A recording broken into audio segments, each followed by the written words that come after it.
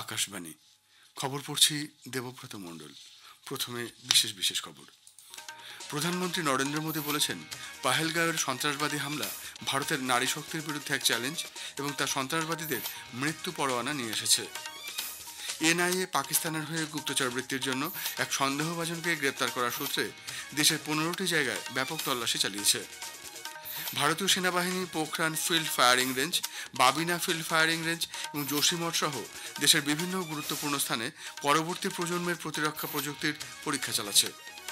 কেন্দ্রীয় স্বরাষ্ট্রমন্ত্রী অমিত শাহ বেশ কিছু কর্মসূচিতে যোগ দিতে কলকাতায় এসেছেন। Miss Thailand opal Suchata চুয়াংশ্রী miss world 2025 শিরোপা জিতেছেন। আহমেদাবাদে আজ আইপিএল ক্রিকেটের দ্বিতীয় কোয়ালিফায়ার ম্যাচে পাঞ্জাব কিংস মুম্বাই ইন্ডিয়ান্সের বিরুদ্ধে খেলবে।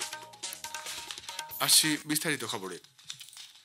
প্রধানমন্ত্রী নরেন্দ্র মোদী বলেছেন, পাহেলগাঁওয়ের সন্ত্রাসবাদী হামলার মূল চক্রীরা যথাযোগ্য শাস্তি পেয়েছে। তিনি গতকাল ভোপালে লোকমাতা দেবী অহল্যাবাই হোলকারের 300তম জন্মবার্ষিকীতে নারী ক্ষমতায়ন সংক্রান্ত মহাসম্মেলনে যোগ দিয়ে বলেন, ভারত যে কোনো রকম জঙ্গি হামলার সমুচিত জবাব দিতে প্রতিশ্রুতিবদ্ধ। आतंकवादियों ने भारत की नारी शक्ति को चुनौती दी है। बड़ी संख्या में बीएसएफ की हमारी बेटियां मोर्चा संभाल रही थी। सीमा पार से होने वाली फायरिंग का मुंह तोड़ जवाब दिया। अब घर में घुसकर भी मारेंगे और जो आतंकियों की मदद करेगा उसको भी इसकी भारी कीमत चुकानी पड़ेगी। ऑपरेशन सिंदूर हमारी नारी शक्ति के सामर्थ्य का भी प्रतीक बना है। প্রধানমন্ত্রী বলেন, লোকমাতা অহল্যাবাই নিঃস্বার্থ জনসেবার এক অসাধারণ নজির স্থাপন করে গেছেন। তিনি 250 বছর আগেও নারী ক্ষমতায়নের ক্ষেত্রে অসাধারণ অবদান রেখে গেছেন। প্রধানমন্ত্রী গতকাল কেন্দ্রীয় সংস্কৃতি মন্ত্রকের প্রকাশিত অহল্যাবাইয়ের নামাঙ্কিত একটি 300 টাকার মুদ্রা উন্মোচন করেন। একই সঙ্গে তার নামে একটি স্মারক ডাক টিকিটও প্রকাশ করা হয়। শ্রী মোদী ছত্তিশগড়ের বস্তারের সমাজকর্মী ডক্টর জয়মতী কাশ্যপের হাতে গন্ডি ভাষার পুনরুজ্জীবন এবং পাচার হওয়া মহিলাদের পুনর্বাসনের জন্য তার কাজের স্বীকৃতিতে দেবী অহল্যাবাই হোলকার পুরস্কার তুলে দেন। শ্রী মোদী এই সভাস্থল থেকেই একাধিক উন্নয়নমূলক প্রকল্পের উদ্বোধন এবং ভিত্তিপ্রস্তর স্থাপন করেন। প্রধানমন্ত্রী ডাটিয়া এবং সাতনা এয়ারপোর্টেরও উদ্বোধন করেন। সফরকালে তিনি 480 কোটি টাকারও বেশি ব্যয়ে অটল গৃহ সুশাসন ভবন নির্মাণের জন্য প্রথম কিস্তির টাকা প্রদান করেন। বিজেপি সভাপতি এবং কেন্দ্রীয় মন্ত্রী জেপি নাড্ডা বলেছেন যে অহল্যাবাই হোলকার একজন মহান সমাজ সংস্কারক ছিলেন, যিনি ভারতের ঐতিহ্য ও সংস্কৃতি রক্ষা এবং পুনরুজ্জীবিত করার কাজে নিয়োজিত ছিলেন। মন্ত্রী অহল্যাবাই হোলকারের 300তম জন্মবার্ষিকী অনুষ্ঠানে তিনি ভাষণ দিচ্ছিলেন। তিনি বলেন, অহল্যাবাই একজন সাহসী এবং নির্ভীক নারী ছিলেন, যিনি মহিলাদের ক্ষমতায়নের জন্য ঐতিহাসিক কাজ করেছেন। তিনি সামাজিক ন্যায়ের জন্য লড়াই করেছেন। সন্ত্রাসবাদের বিরুদ্ধে ভারতের দৃঢ় অঙ্গীকার তুলে ধরতে 7টি বহুদলীয় সংসদীয় প্রতিনিধি দল তাদের আনুষ্ঠানিক বিদেশ সফরের সময় উচ্চ পর্যায়ের আলোচনা করছেন। এনসিপি এসসিপি সাংসদ সুপ্রিয়া সুলের নেতৃত্বাধীন এক প্রতিনিধি দল আফ্রিকান ইউনিয়ন AU এর শান্তি ও নিরাপত্তা পরিষদের সঙ্গে আদিস আবাবায় AU এর সদর দপ্তরে বৈঠক করেন। প্রতিনিধি দল সন্ত্রাসবাদ প্রতিরোধের উপায় ও পন্থা নিয়ে মতবিনিময় করে।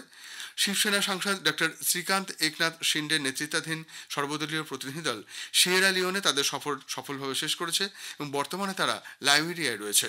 সিয়েরা লিওনের প্রতিনিধি দল প্রবাসী ভারতীয়দের সাথেও কথা বলেন। অনুষ্ঠানে বক্তব্য রাখেন প্রতিনিধি দলের সদস্য BSD সাংসদ সম্মিত পাত্র। তিনি বলেন, পাকিস্তান সন্ত্রাস রপ্তানি করে এবং সশস্ত্র সন্ত্রাসবাদীদের আশ্রয় দেয়। While India launches satellites, Pakistan launches suicide bombers. While India exports software, Pakistan exports terror. India builds universities, Pakistan breeds extremism. While India empowers youth with innovation, Pakistan radicalizes them with hate. India sends doctors to save lives, Pakistan sends terrorists to take lives. Operation শিল্ডের অংশ হিসেবে কচ্ছ, বানাসকান্থা এবং পাটনের সীমান্ত এলাকা সহ গুজরাটের বিভিন্ন জেলায় গতকাল সিভিল ডিফেন্সের মক ড্রিল অনুষ্ঠিত হয়। ড্রিলগুলোর মধ্যে রয়েছে সাইরেনের পরেই সাধারণ মানুষকে সরিয়ে নিয়ে যাওয়া, জরুরি পরিস্থিতিতে উদ্ধার এবং ত্রাণ। গুজরাটের বেশ কয়েকটি জেলায় গত সন্ধ্যায় একটি ব্ল্যাকআউট মহড়া অনুষ্ঠিত হয়। জেলা প্রশাসন সকল নাগরিককে স্বেচ্ছায় অংশগ্রহণ এবং ব্ল্যাকআউটের সময় সহযোগিতা করার জন্য আহ্বান জানিয়েছে। জাতীয় তদন্ত সংস্থা এনআইএ গত সন্ধ্যায় এক বিবৃতিতে জানিয়েছে যে পাকিস্তানের হয়ে গুপ্তচর বৃত্তির জন্য এক সন্দেহভাজনকে গ্রেপ্তার করার সূত্রে গতকাল দিল্লি, মহারাষ্ট্র, হরিয়ানা, উত্তরপ্রদেশ, রাজস্থান, ছত্তিশগড়, আসাম ও পশ্চিমবঙ্গের 15টি জায়গায় ব্যাপক তল্লাশি চালানো হয়। পাকিস্তানের গুপ্তচর সংস্থার সঙ্গে যোগসাজশে যেসব সংস্থা টাকা লেনদেন করত তাদের বাড়ি ও অফিসেই তল্লাশি করা হয়েছে। এই অভিযানে অনেক ইলেকট্রনিক নথি ও প্রমাণ বাজেয়াপ্ত করা হয়েছে এবং সেগুলি বিশ্লেষণ করে দেখা হচ্ছে। এনআইএর সন্দেহ এই সংস্থাগুলির মাধ্যমে দেশের অভ্যন্তরে জঙ্গি সংগঠনগুলি অর্থ সাহায্য পেত। গত 20 মে এই নিয়ে তদন্তকারী সংস্থাটি একটি মামলা রুজু করেছিল। অর্থমন্ত্রী নির্মলা সীতারামন বলেছেন যে 2014 সাল থেকে সরকার প্রতিরক্ষা উৎপাদনে আত্মনির্ভরতার উপর জোর দিচ্ছে। এই দৃষ্টিভঙ্গির জন্যই অপারেশন সিঁদুর পরিচালনা করা সম্ভব হয়েছিল।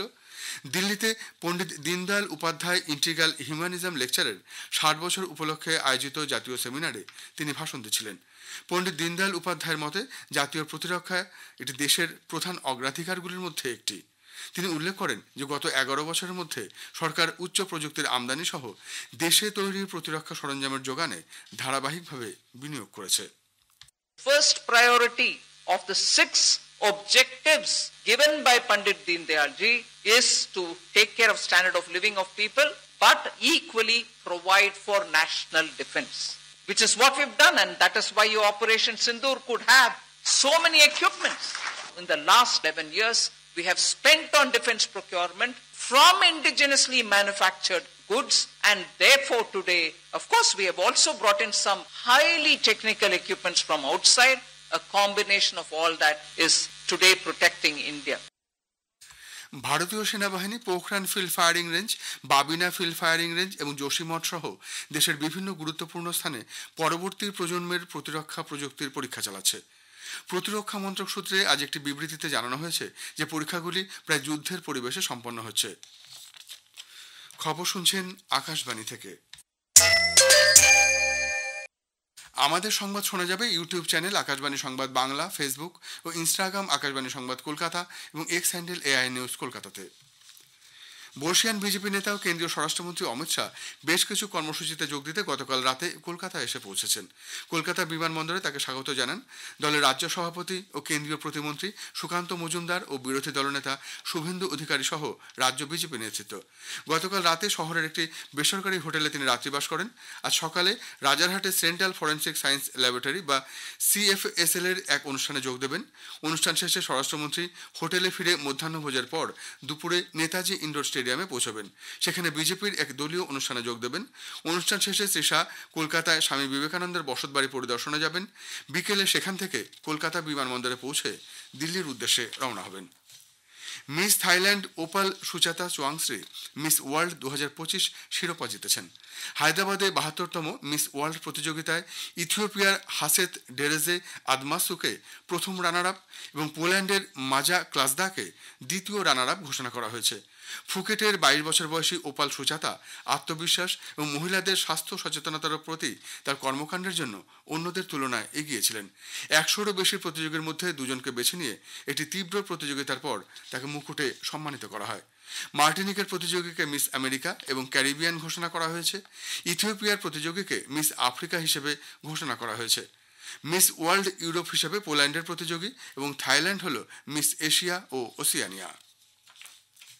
সামাজিক ন্যায় বিচার ও ক্ষমতায়ন সম্পর্কিত সংসদীয় স্থায়ী কমিটির চেয়ারপারসন PC মোহন সহ অন্যান্য সদস্যরা গতকাল কলকাতায় মেট্রো রেলের জেনারেল ম্যানেজার P উদয় কুমার রেড্ডি, পূর্ব রেলের জেনারেল ম্যানেজার মিলিন্দ K দেওস্কর, দক্ষিণ পূর্ব রেলের জেনারেল ম্যানেজার অনিল কুমার মিশ্র সহ রেলের বরিষ্ঠ আধিকারিকরা এক গুরুত্বপূর্ণ বৈঠক করেন।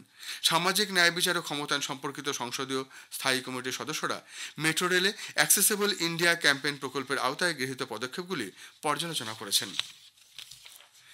আজ জামাই ষষ্ঠী। চিরাচরিত রীতি মেনে বাংলার ঘরে ঘরে পালিত হবে জামাই ষষ্ঠীর অনুষ্ঠান। পরিবারের মঙ্গল কামনায় অনেক গৃহস্থের বাড়িতে এদিন মা ষষ্ঠীর পুজো ও মহিলারা ব্রত উদযাপন করে থাকেন। আহমেদাবাদের নরেন্দ্র মোদী স্টেডিয়ামে আজ IPL এর দ্বিতীয় কোয়ালিফায়ার ম্যাচে পাঞ্জাব কিংস মুম্বাই ইন্ডিয়ান্সের বিরুদ্ধে খেলবে। খেলা শুরু হবে সন্ধে 7:30টায়। শেষ করার আগে বিশেষ খবর আরেকবার। প্রধানমন্ত্রী নরেন্দ্র মোদী বলেছেন, পেহেলগাঁওয়ের সন্ত্রাসবাদী হামলা ভারতের নারী শক্তির বিরুদ্ধে এক চ্যালেঞ্জ এবং তার সন্ত্রাসবাদীদের মৃত্যু পরোয়ানা নিয়ে এসেছে। এনআইএ পাকিস্তানের হয়ে গুপ্তচর বৃত্তির জন্য এক সন্দেহভাজনকে গ্রেপ্তার করার সূত্রে দেশের 15টি জায়গায় ব্যাপক তল্লাশি চালিয়েছে। খবর এখনকার মতো এ পর্যন্ত। এরপর 7:25-এ শুনুন সংবাদ।